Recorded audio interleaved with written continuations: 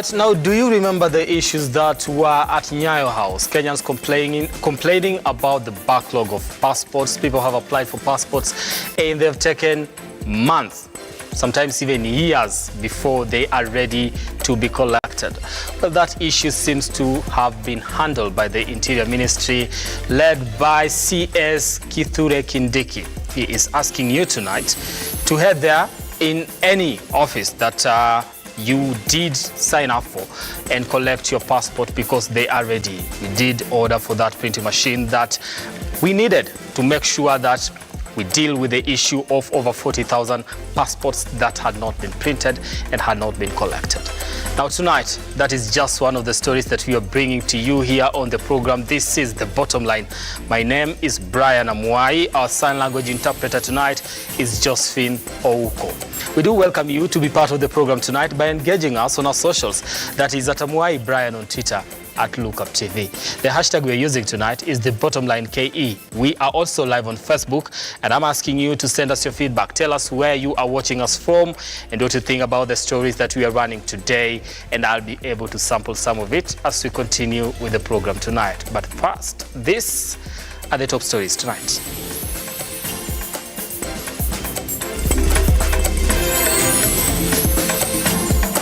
On The Bottom Line tonight, Interior CS Kindiki gives Kenyans 30 days to collect passports as the government seeks to clear backlog. Also tonight, 8 soldiers killed after Kenya Air Force chopper crashes in Lamu. And Communications Authority of Kenya appoints Christopher Wambua as interim CEO after CEO Ezra Chiloba was suspended over alleged fraud.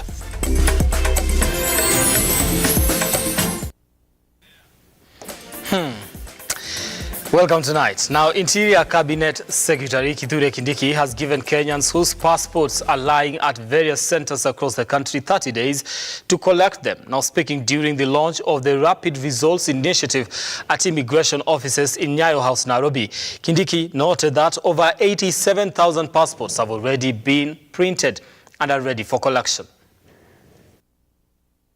In efforts to tackle passport backlog in the country, Interior CS Kindiki visited Nyayo House in Nairobi, where he confirmed that the Department of Immigration Services, in conjunction with Internal Affairs Ministry, has managed to reduce the backlog that was around 120,000 3 months ago, and as at now, 87,574 passports are ready for collection.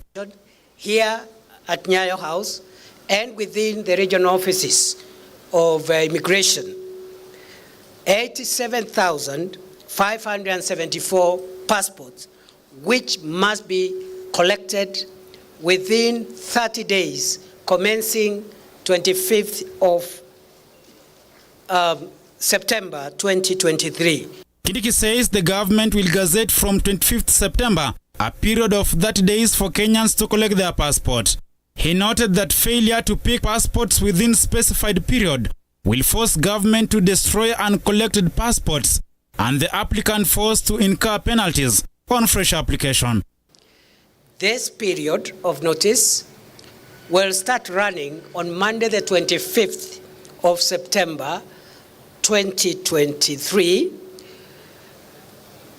to allow members of the public receive adequate notices as to the availability of their passport, the office where that passport is lying, whether in Nairobi or in the regional offices, and the notice to collect that passport. The CS further stated that every Wednesday, effective 25th September, government will publish names of applicants and location of collection of passports across the country. We are going to publicize or to publish every Wednesday starting tomorrow all the applicants who must collect their passports the following week. Hello, Dagail, Lookuptv, Nairobi. Now, at least 8 people have been confirmed dead following a military plane crash at Boni Forest in Lamu County. A report from KDF has revealed the helicopter was on a routine patrol in Hulugo area known as one of the Al-Shabaab hideouts. Police have launched to ascertain investigations the cause of the accident.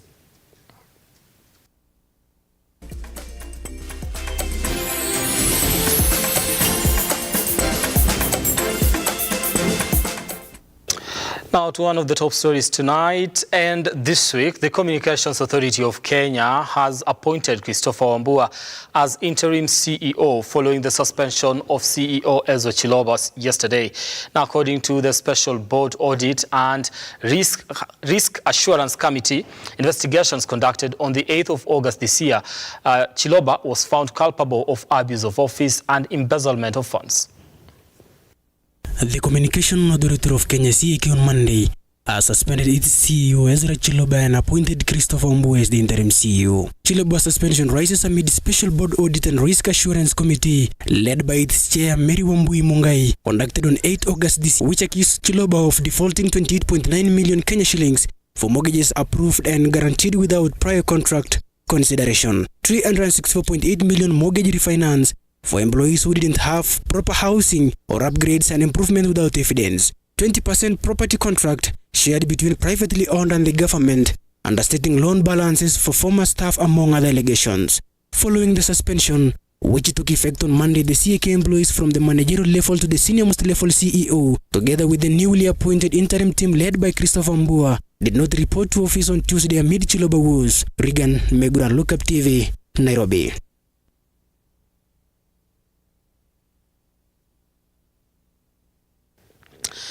Now, National Assembly Speaker Moses Wetangula has urged members of parliament to take their responsibility seriously and act as elected leaders. Addressing a National Assembly leadership retreat in Mombasa, Wetangula said it had now become apparent that many MPs are often absent from parliamentary sessions. Now, Minority Leader Opiyo Wandayi said there is need for measures to be taken to be put in place to curb the practice. I want us to be available in the house. Let's leave here from this retreat re-energized and agreed that when the bell rings for the speaker procession to come into the chamber, at the very least, all commissioners, all chairpersons, all vice chairpersons, all other leaders from the House Business Committee must leave the House so that other members can find you there.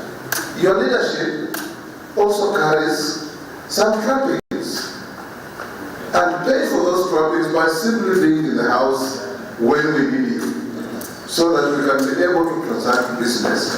Because I have done the head count, and the leadership that is here constitutes quorum and beyond. So there should be no reason for us to be having that. Members of Parliament can only have a peace of mind to perform and act effectively and efficiently if their work in the constituency is also running smoothly. We have had issues of operational management of our constituencies on account of resourcing. I'm sure most of it agree with me. I must commend to the clerk that the salaries of our employees, the constituency staff, as for now, be fairly prompt. How I wish we make some improvements to ensure that the operational support is also made to be as prompt as possible, so that the two go hand in hand.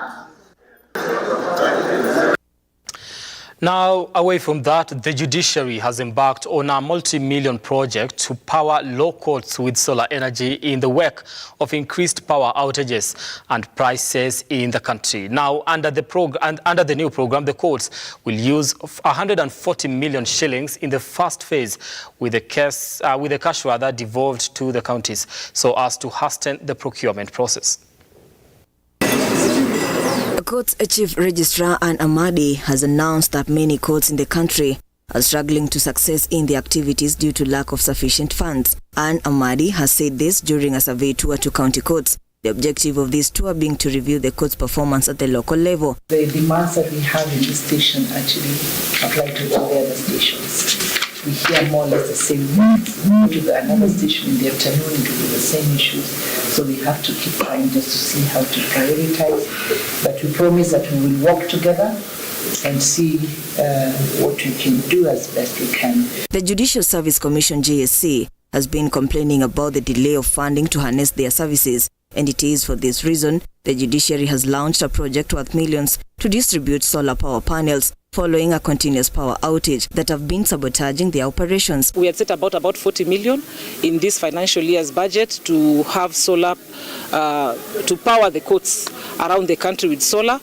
And we have also made, we are making plans for the supplementary to ask for about 100 million. But generally as a commission, the committee of the commission has made the resolve that we should move away from generators to clean energy. So that is the intention. And in order to make it faster, to expedite it and to make it more efficient, we are seeking funds and devolving the procurement of the equipment to the individual courts to be able to source for them. Led by Commissioner Evelyn Olonde, who is the team leader, said that the commission would assist the Naivasha law courts to set up a child protection unit, as currently they had to rely on Nakuru courts. We are happy to report that at least with the intervention of the county, the court users committee in this county, they have been able to identify a facility not too far from here, which we have been told needs renovation so that it can be used as a children's holding facility. Additionally, JSC has said that they are in the run to increase judicial services in the villages, including building courts to resolve different cases such as land and environmental disputes. We don't have a GBV court, and we've raised that as a proposal so that we can have those facilities in Naivasha to benefit the people of Naivasha. Ruga Ival, Lookuptv. Thank you, Ruga Ival, for that particular report. Away from that, Interior Cabinet Secretary Kindiki has sworn police officers against taking bribes, noting that they will face the full force of the law. Now, speaking in Teso North, Busia County today, Kindiki said all national government officials must serve citizens with dedication and courtesy, stating that security officers in Busia County and other parts of the country where organized criminal gangs operate will crack down on the groups and their leaders. The Cabinet Secretary for Interior Kindiki spent the better part of the day in Teso, Busia County. During the visit, the CS presided over a series of development projects, among them the opening of Teso North Sub-County Headquarters and operationalization of Teso Sub-County, while promising to create more administrative offices to bring services close to the residents. Mulikuwa na Sub-County mbili, Teso North na Teso Central na Teso South, lakini kutoka leo Sub-County ni 3. Kufika hapa leo ni kusherehekea pamoja na nyinyi, na leo nikitoka hapa ninawaachia the first Deputy County Commissioner for Teso Central.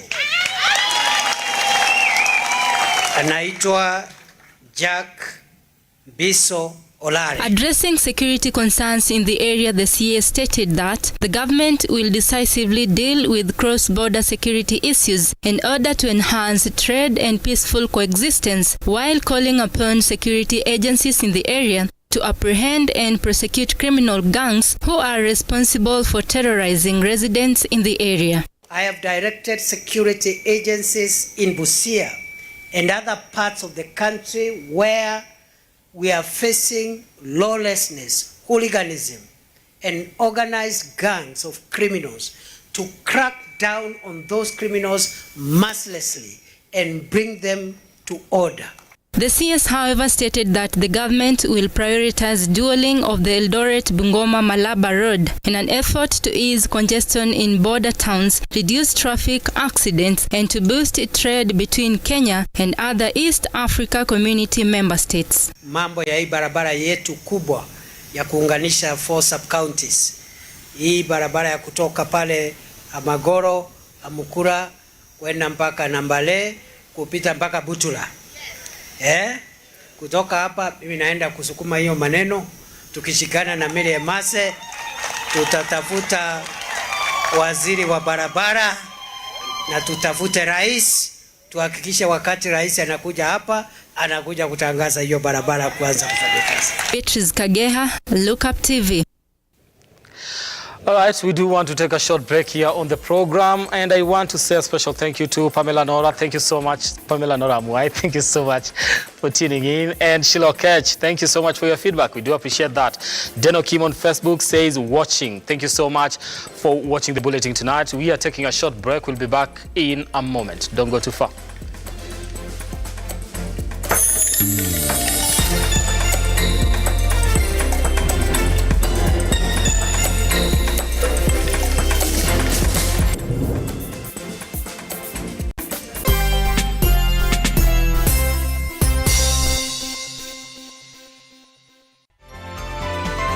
Infinity Industrial Park is one of the largest private industrial parks located along Eastern Bypass, Nairobi, which provides modern infrastructure for smooth operations for industries and business enterprises. Infinity Industrial Park offers world-class amenities and facilities with wide roads, a police station, a power substation, fire station, public transport stage, hospital, and shopping mall. In addition, Infinity Industrial Park also offers CCTV cameras, 24-hour private armed security patrol, sewer, water, fiber optic cable, and 3-phase power connection, added to public utility, canteen, and dining areas. Sail on the golden opportunity to invest in Infinity Industrial Park, fully serviced warehouses at a special price of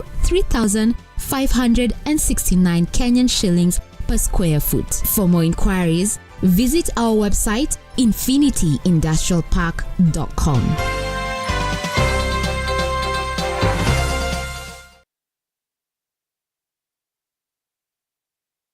Realize your home ownership dream by investing in Brookvale Tuala, a magnificent prime residential property located in Ongata, Rongai.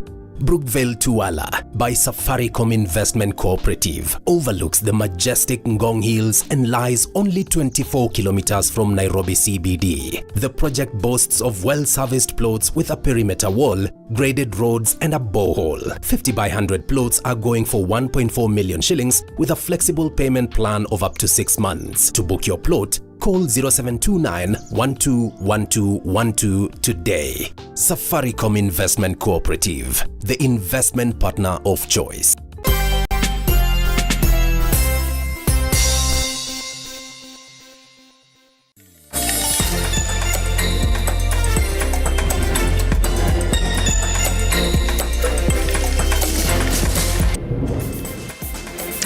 Right, welcome back and thank you so much for staying with us here on the Bottom Line KE. Continue engaging us on our socials at Amuai Brian, that is on Twitter at Lookuptv. The hashtag is the Bottom Line KE. We are also live on Facebook and on YouTube, and we do welcome your feedback on those particular social platforms. You telling us where you are watching us from and what you think about the stories we are running today. Like the biggest story today is about passports backlog. Have you collected yours? Did you apply? Are you now hopeful that if you did apply, it will not take forever for you to get it? Share with us your feedback on our socials, and we'll be able to sample some of it as we continue with this program tonight. Now, moving on. Nakuru Governor Susan Kihika has said that she is working, with the County Assembly to formulate mechanisms to improve locally collected revenues as part of a strategy to expand the devolved units' revenue streams and seal loopholes that resulted in the loss of funds collected. These and more stories in the Business Watch. In a bid to improve revenue collection, Nakuru County Government is rolling out cashless system of payment to weed out pilferage of funds. The devolved unit plans to raise over 1.5 billion shillings in the current financial year. According to Governor Susan Kihika, the decision to expand tax brackets, implement and increase human resources has been a massive game changer. To improve service delivery, we are going to full automation So we'll not only improve efficiency and effectiveness, but also promote accountability and transparency, which are critical to good governance. All CECMs are directed to inject innovation and creativity into the automation of all services within your departments. Pastoralists in Laikipia North have called on the national government to consider increasing the national government affirmative action funds in counties due to the increased cost of living. This comes at a time when the region has been hit by acute drought and residents have been depending on aid from the government and well wishes. Ila tuombi ni kwamba serikali iangalie kwamba facilitation ambayo wanapatia women rep, hiyo pesa kidogo ambayo wanampatia inakuwa kidogo sana, haiwezi fikia jamii ambazo zinahitaji zaidi. Kama vile jamii ya Wapokot, Waturukana, Samburu, wale ambao wanaishi katika hii area wana mahitaji mengi. Ebi Kadenyi, Lookuptv.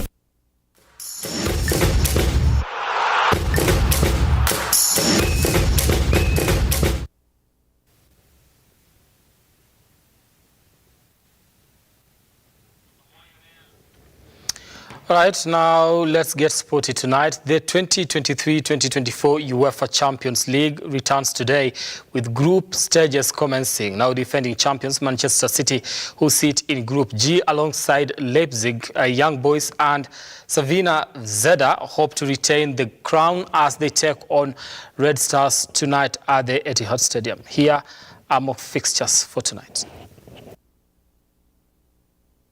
The 2023-2024 UEFA Champions League group stages kicks off today with plenty of intriguing games as defending champions Manchester City face Red Stars, while Newcastle, who are back in Europe's biggest club tournament after an absence of 20 years, face last season's semi-finalist AC Milan. PSG will welcome Borussia Dortmund as Lazio, who are back after being away for 2 seasons, face Atletico Madrid. Reigning La Liga champions Barcelona will host the Belgian champions Antwerp at the Olympic Stadium, while Dutch champions Feyenoord will go against Celtic. Young Boys will face RB Leipzig at the Wankdorf Stadium as Shakhtar Donetsk take on FC Porto. Reporting for Lookup Sports, I'm Ruth Washeke. Thank you for that particular report. Kipchoge Keino Stadium in Uasin Gishu County has been handed over to the Kenya Defence Forces to oversee its planned facelift as Kenya seeks to boost its chances of jointly hosting Africa Cup of Nations with Uganda and Tanzania in 2027. Now speaking during the handover ceremony in Eldoret, Sports CS Ababu Namwamba noted that the stadium will hold at least 20,000 spectators.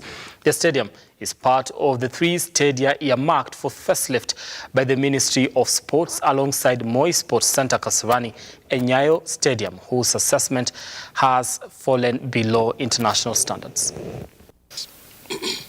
All this is being done in the context of our bid for the Africa Cup of Nations. As you know, and His Excellency President William Ruto himself announced on May 15 that Kenya had joined Uganda and Tanzania to put before the Confederation of African Football the East Africa Pamoja bid. We are calling it the East Africa Pamoja bid. And on Thursday next week, the Confederation of African Football will vote to determine who gets the rights to host the Africa Cup of Nations 2027. We are telling CAF that Kenya is ready.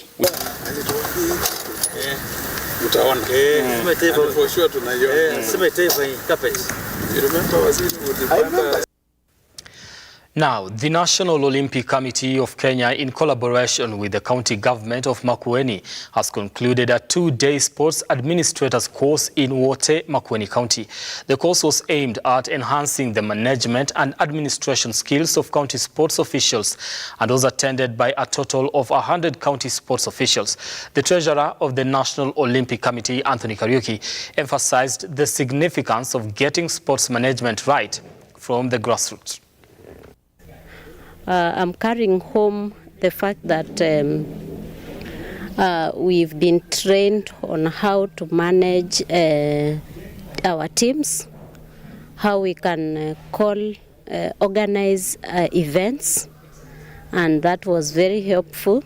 In the past, we've been calling events, and probably people go out there very unsatisfied with what we have organized, but at least we've learned how to organize such events.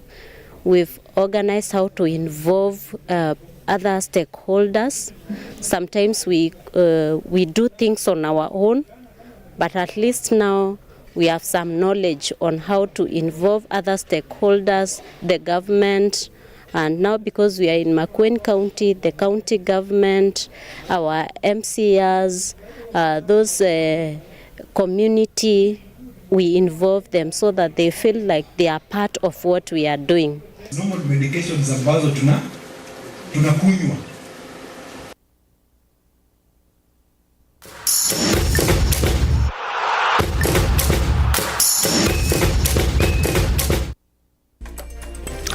All right, I believe close to 30 minutes past the hour. Thank you so much for your time. Pablo Moja says, watching from Ruiru. Thank you so much for always making time for this program tonight here on Lookuptv, Pablo. We do not take that for granted, and your feedback is always welcomed here.